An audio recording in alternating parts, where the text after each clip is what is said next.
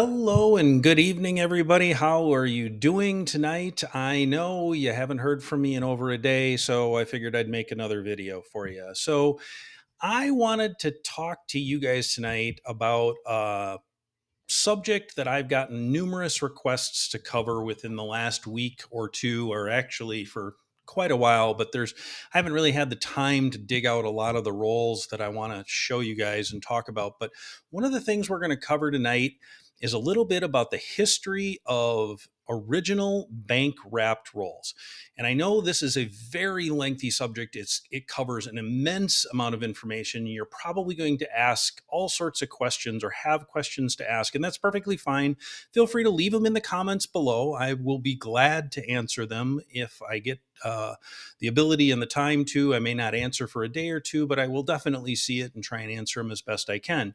So, with that being said, what I'm going to try and cover this evening is a little bit of the history behind bank wrapped rolls, a little bit about the printing on those bank wrapped rolls, and what you can kind of expect to see from decade to decade as the rolls evolved over the course of, say, from about the 1930s, mid 1930s, up until about 1960, because that's the time frame that most people are really wanting to know whether or not the roll that they're looking at is actually an original bank wrapped roll. And I'm here to tell you right now that technically speaking, finding original bank wrapped rolls prior to about 1944 is virtually impossible in today's world. Not saying it can't be done, but in all of my years of collecting rolls, uncirculated rolls of Lincoln cents, up until about 2015, I could still find a few original bank wrapped rolls of the 1930s or even prior, 1943s, 1942s, and so on and so forth. After about 2015, it started becoming exponentially more difficult to find original bank wrapped rolls. And that's because most people that get original bank wrapped rolls are unlike me. I actually save a lot of the wrapped rolls that I have. You'll get to see those in a little bit here from the 1930s that I have. But to go back a little bit and talk about the history behind bank wrapped rolls is probably the most important thing. Remember, the original bank wrapped roll, or the machine that wrapped and crimped both ends of that roll of coins, was originally invented in 1915. So that tells you right there that original bank wrapped rolls of coins prior to 1915 are almost undoubtedly not real. They have been wrapped at a later point in time. Whatever that time may be, it may be, but they are definitely not going to be prior to 1915. So now, the other interesting thing to note here is the earliest roll of Lincoln cents that I have ever run across that has been a crimped roll of coins was a half roll of 1923 Lincoln cents. I do not own that roll anymore. It was opened and sold, but I have actually witnessed and seen and held in my hand a half roll, an original half roll of 1923 Lincoln cents. Very cool roll to hold on to. Beyond that, the earliest original bank wrapped roll that I have ever held, that has been a full 50 coin roll of Lincoln cents, has been 1934. And that's usually when most people start realizing that original bank wrapped rolls really were becoming more plentiful. Before that time, before 1934, most everybody that went to a bank that wound up coming home from the bank, whether you were a proprietor of a business or whether you were just a general citizen, you came home from that bank with your coins in a small bag. Usually, that bag had the printing of the bank on it, and it had a little drawstring right up at the very top of it. so that the coins wouldn't fall out. Everybody knows what I'm talking about that's watching this video. And if you don't, look it up, Google it. Those bank bags are actually highly collectible depending on the bank. So just so you're aware of that, I've got a couple of them myself, not as many as I'd like to have, but they're a cool thing to own. But when you get to about 1934, the government started actually producing a large quantity of coinage because of the depression that everybody was going through. So, in order to stimulate the economy, they basically threw out an incredible amount of coinage, and the largest amount of coinage that they were putting out were the pennies, the Lincoln cents. And those particular coins were what were the backbone of the buying power back then. And so that was why so many were needed.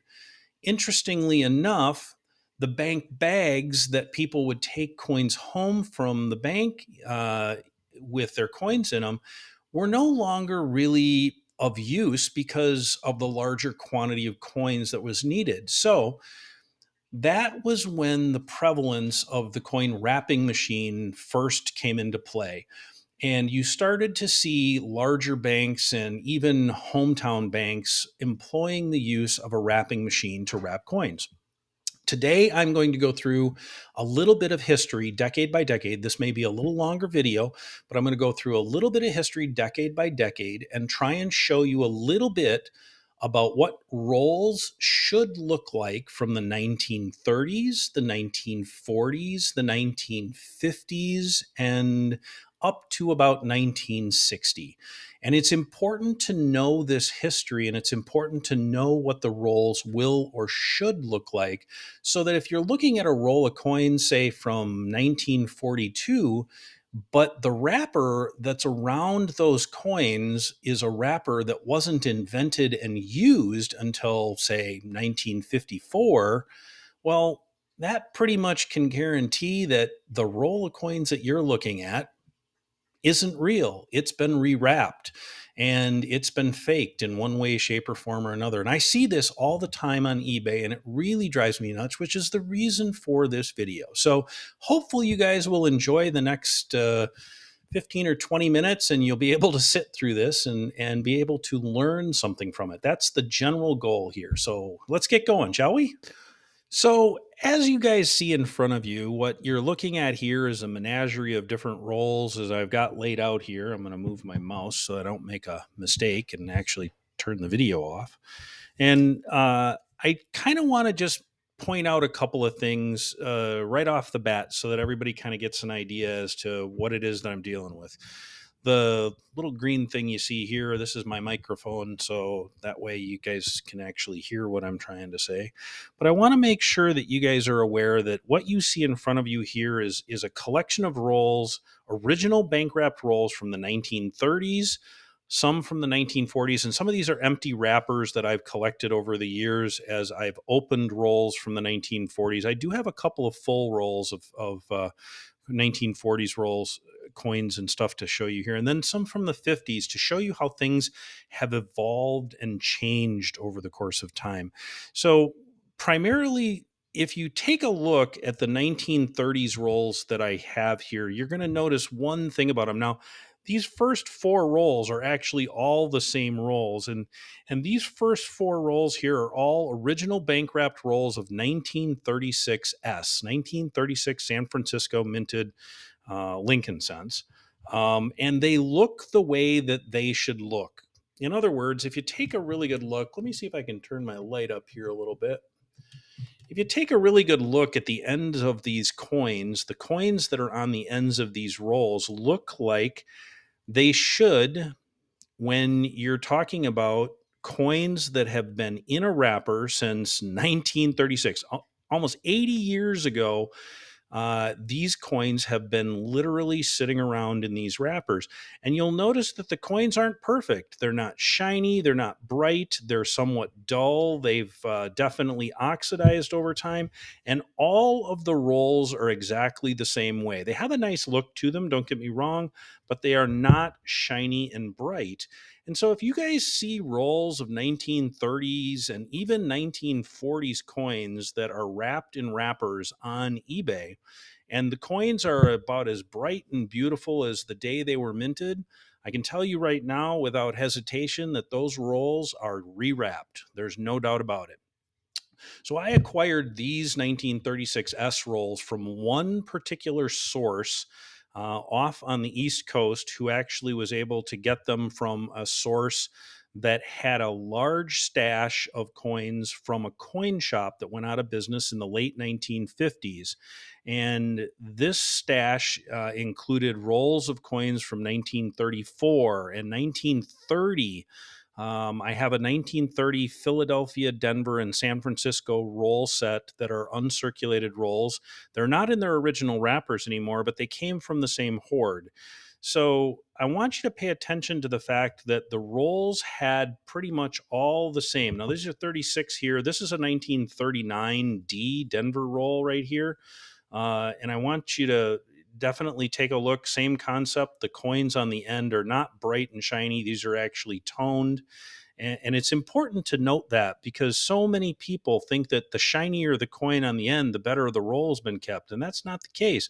The shinier the coin on the end simply means that the roll isn't probably real, especially as you go back in time. But pay attention to the fact that these rolls are all of that same red paper color.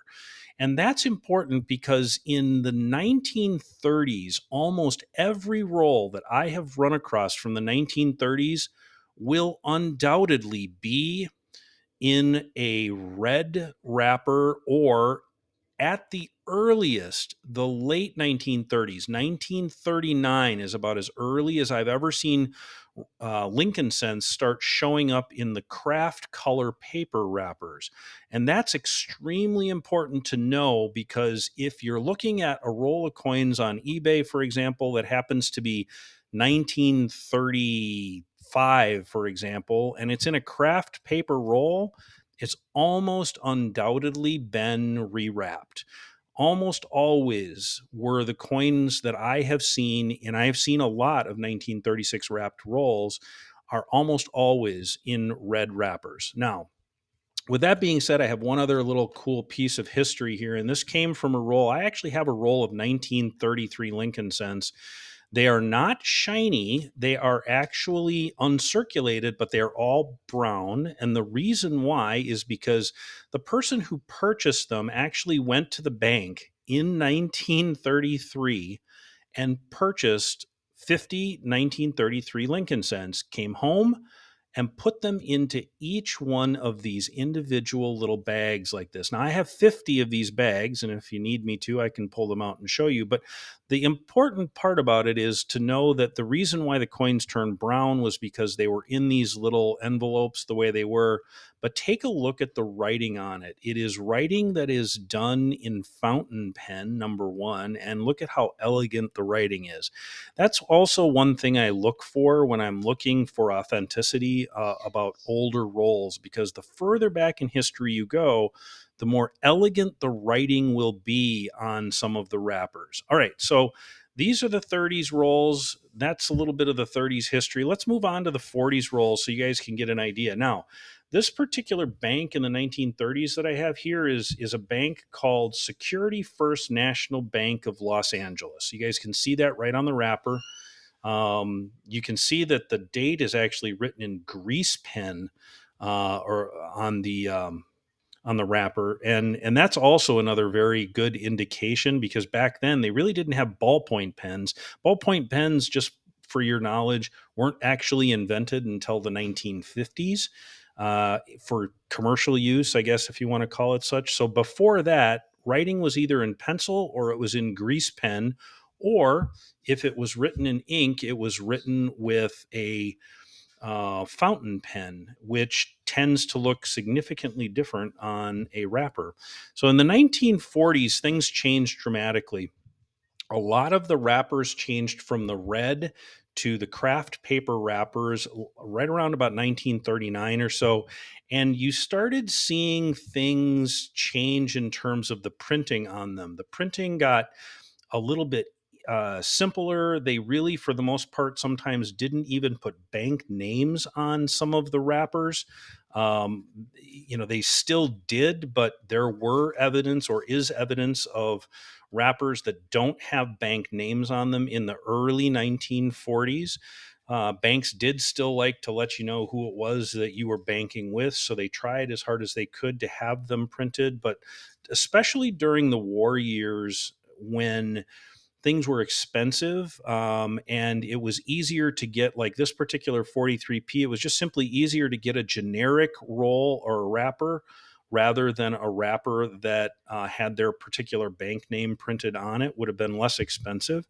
One of the interesting rolls that I have in my collection is this little guy right here, and this is a 1943 Philadelphia mint steel scent roll. It's a half roll, which is a cute little guy. But at the same point in time, these are relatively rare, and you don't see these very often. This is actually a Batdorf wrapper, and I'll cover that in a different video so you guys know what the difference between a Batdorf wrapper and a regular wrapper is. But notice the same thing, that the coins on the ends of this are not shiny and perfect. They actually have fingerprints on them. The end of this one actually looks pretty decent here, but underneath the paper, which I'm not going to pull back for you, is actually toned. And that's the way that it actually should be. It should be toned. So with that said, I also have a really cool other piece of history here that is a 1946 S roll. It's a wrapped roll of coins, and this particular roll of coins came from the same source that I got these 36 S's from. And the reason why I love these two rolls is simply because they're from the same bank. And the nice part about the history of that is the coin shop where these rolls came from was not far from the down the street in Los Angeles from this particular bank where the owners of the coin shop walked to go get rolls of coins, and they stuck them away in a safe deposit box for years and years and years. So I have a couple of those really cool rolls of coins. So that gives you a little bit of an idea. This being a dime roll, by the way, just so you're aware, there's another example of how dime rolls or any other coin rolls should have coins on the end that don't look shiny and perfect. And that is indeed the case. Those are not shiny and perfect by any stretch of the imagination. Now, those are both tails. That's a tails end, which is interesting because this says 1946S on it. So how do we know it's 46S? The only way we know is the fact that whoever purchased it way back in 1946 wrote right on it. And if you look real close, you'll note that the writing is actually in fountain pen rather than a ballpoint pen. You can tell the difference in writing definitely between the two. All right, so as we move on from the 40s, we get into the 50s, and this is where it gets kind of interesting.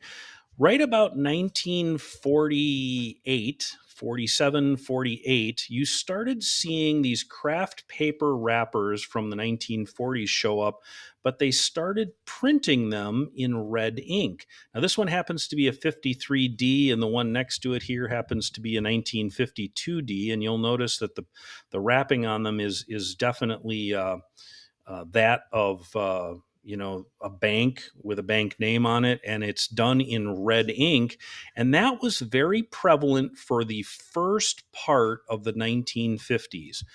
Beyond the 1953 year, printing for the most part started to turn back to black. But at the same point in time, there was a new printing machine out there that was starting to print in mimeograph color. Everybody remembers, if you're old enough to remember going to school in the 60s and 70s, you all remember getting the handouts handed to you in school that had just come fresh off the mimeograph machine. And that mimeograph machine produced ink that was basically purple in color, and that purple ink was what smelled so good. If you remember what it is that I'm talking about, you'll probably understand that. But that same process was used in the printing of the wrappers for a lot of banks between the years of about 1953 and 1956, 57, somewhere in there, when they started to phase back out to a black print. But you'll note that I have actually a little note on here that says save the wrapper because of the ink. And that's indeed the case. This is kind of cool. You don't see this too often. And this particular mimeographed purplish ink that you see will only or should only be found on coins wrapped between about 1953 and 1956, early 1957. Anything after that, and they switched back to a black ink rather than the purple ink. Now, I have a 53P, for example, right here that is in that mimeographed purple so that you can see that's the earliest. The reason why I hold on to this roll is this is the earliest known roll that I have run across with that is an actual roll with that purple ink on it. So I know for a fact 1953 is about as early as I've ever seen. I'm sure maybe if you look hard enough, you might find a 52, but before that, probably not so much. Then they switched, like I said, right around 1957 to the black ink that you're used to seeing on the craft paper rolls. And that black ink was used primarily through 1960 and beyond. And I will get into another episode of rappers that go into the 60s because there are a couple of really cool things that happened in the 1960s with paper wrappers that were not used before or prior to 1960. So there you go. There's a little bit of history, and I'm sure you guys, like I said, have questions. Feel free to ask if you want to, and hopefully that will help a little bit. So I'll be back in just a second. Okay, so I've done my best in the last 15 or so minutes to try and explain to you guys a little bit about what the different roles look like decade to decade. I'm not always perfect. I don't have all of the roles here. Trust me, I could spend hours talking about what roles look like. I have literally boxes and totes full of rolls that I collect and hold from things that I've purchased over the course of the years. As you can tell, I literally have all sorts of different things that help me with my analysis and my information that I'm giving.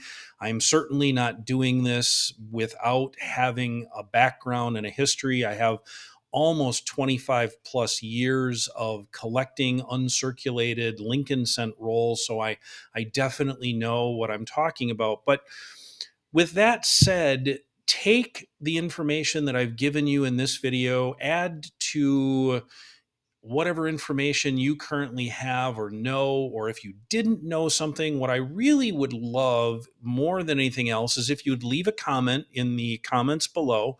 And if you get an opportunity, I would really love it if you would click the subscribe and or the like button, and that way it helps me out so that I know that people are watching, people are listening, and hopefully people are learning.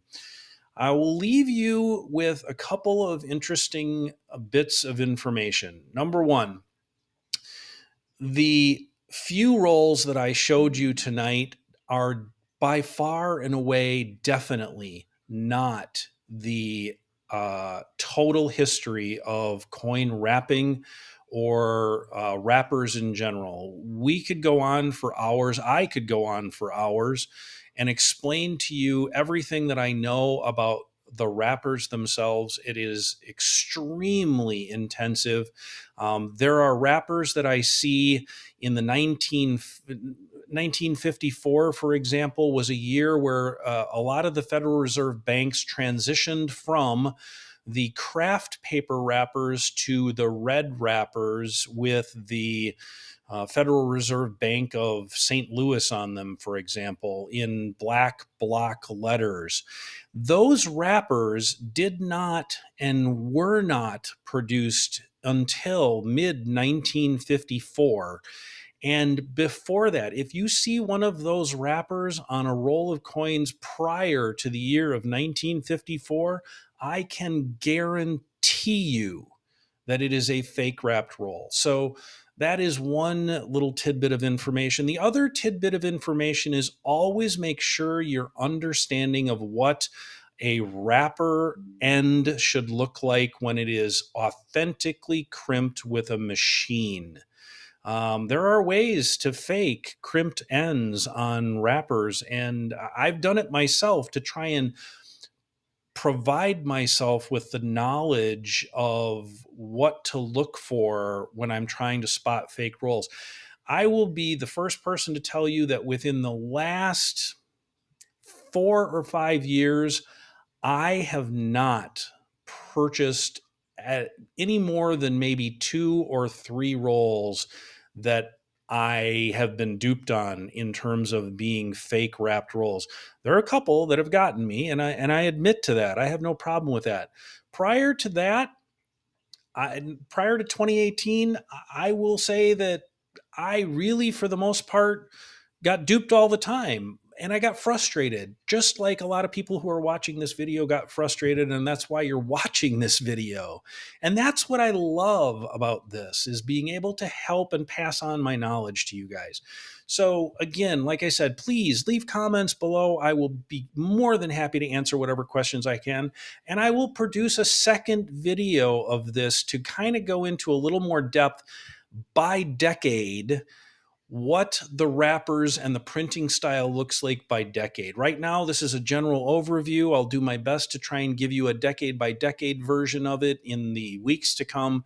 But thank you very much for watching. You guys do yourself a favor, have a fantastic evening, and if nothing else, definitely enjoy the warm weather out there, because I live in Wisconsin and it was 65 degrees today. So I'm loving it. Every bit of snow that melts is absolutely beautiful in my world. So have a good evening, everybody.